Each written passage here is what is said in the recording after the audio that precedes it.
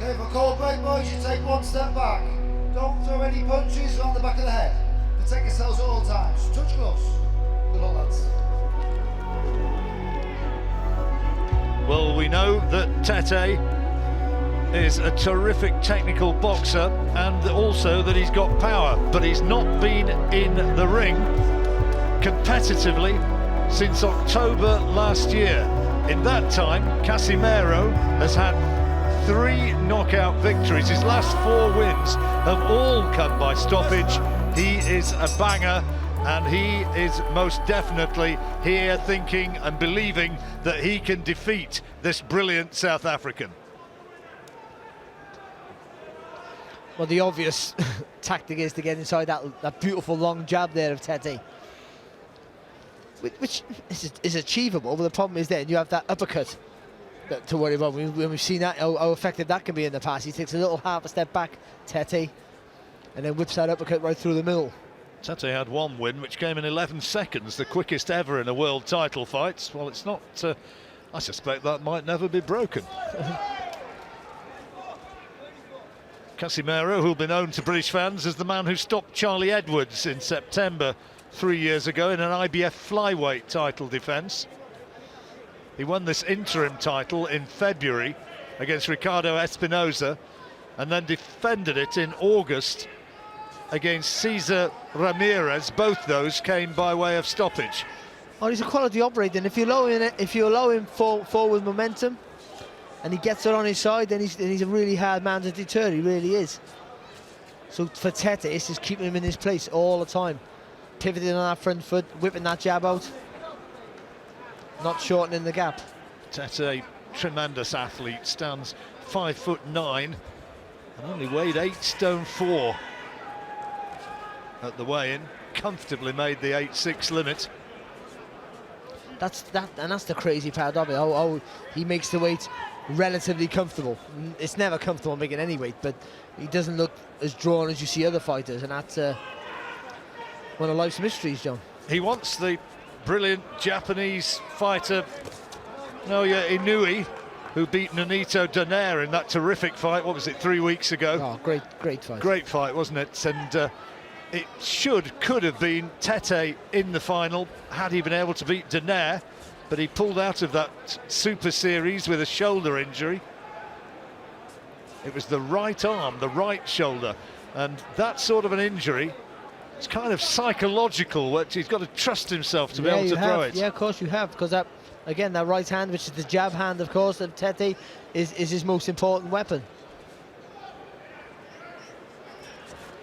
On occasion, he kind of just does enough. We commentated on a fight over in Yekaterinburg last year. It was that fight last October.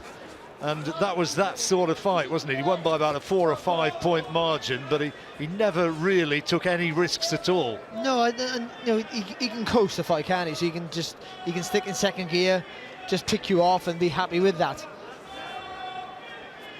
Well, fairly quiet opening round.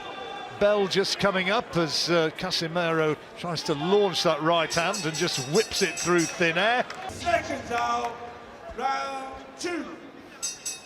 Well, as we go into the second round, how did you score that one, Barry? I give it to Tete. I think just some of those flicking jabs were enough to give him the edge for me.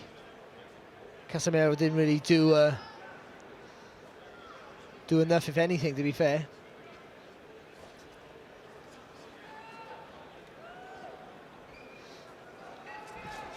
Quiet sort of opener, wasn't it?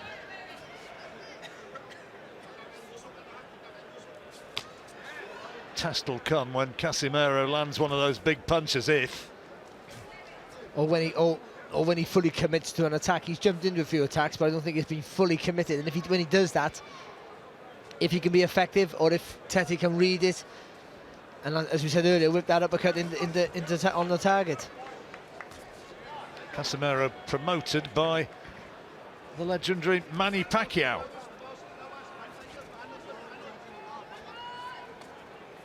Sean Gibbons representing the little master over here. He's the chief executive officer or something of Pacquiao Promotions. Or something. Yeah, well, it's a significant job, you know.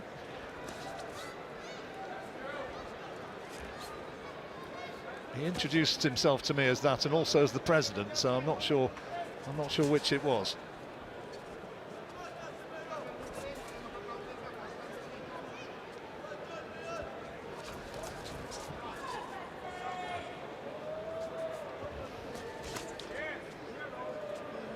Again, Casimero got too much experience just to rush in because he knows he'll walk onto shots, but also with him not doing that means he's not being remotely effective. And even though Tete's not doing enough, he should be doing a lot more with that right jab, to be fair. Tete just looks huge in comparison to Casimero. That's an advantage he always has over pretty much every fight that he's faced. Talked about moving up in weights, that might happen at some point, and I guess another option, talked about Inui, but Rigondeaux, the Cuban, is fighting Liborio Solis for the regular WBA title. That's coming up in about 3 weeks, and Tete's talked about fighting Rigondeaux, or as he's correctly pronounced with the Spanish accent, Rigondeaux.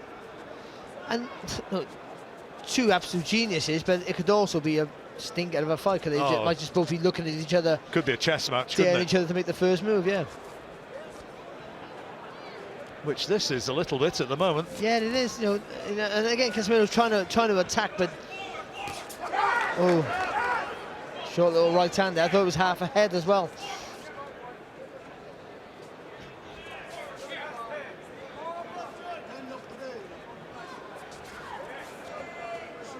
As ever, Tete's entourage came to the ring singing and dancing as the Second down, round 3.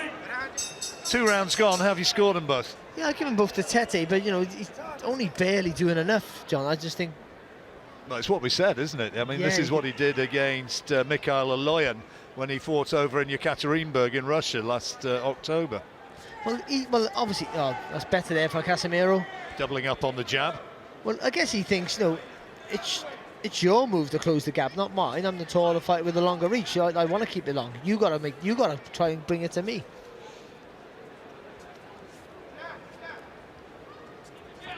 Bags of experience, though, Casimero.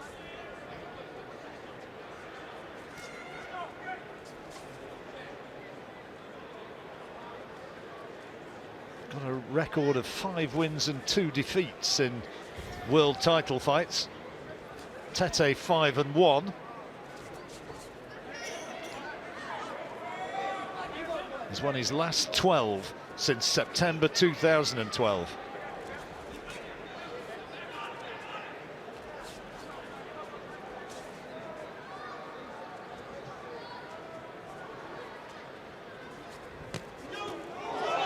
Oh, Casimero got him.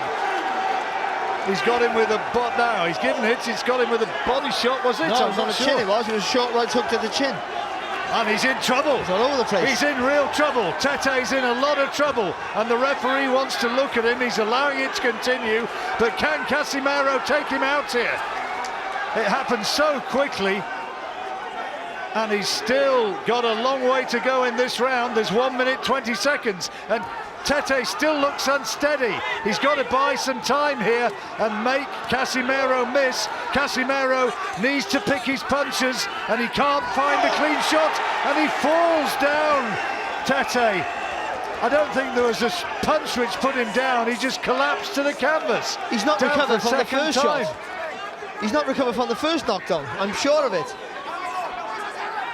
Referee asking, is he okay? Casimero wants to finish it right here, right now, and finish it he has. The title changes hands in sensational fashion.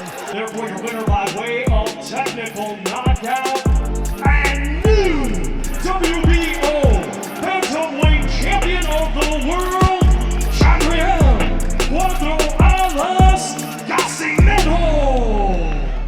Welcome guys, thanks for joining me again in this update. I hope you're all well. Okay guys, so the fight between Zolani Tete from South Africa and RIEL Casimero from the Philippines was a highly anticipated bantamweight championship bout that took place on November 30th, 2019 at the Arena Birmingham in Birmingham, England.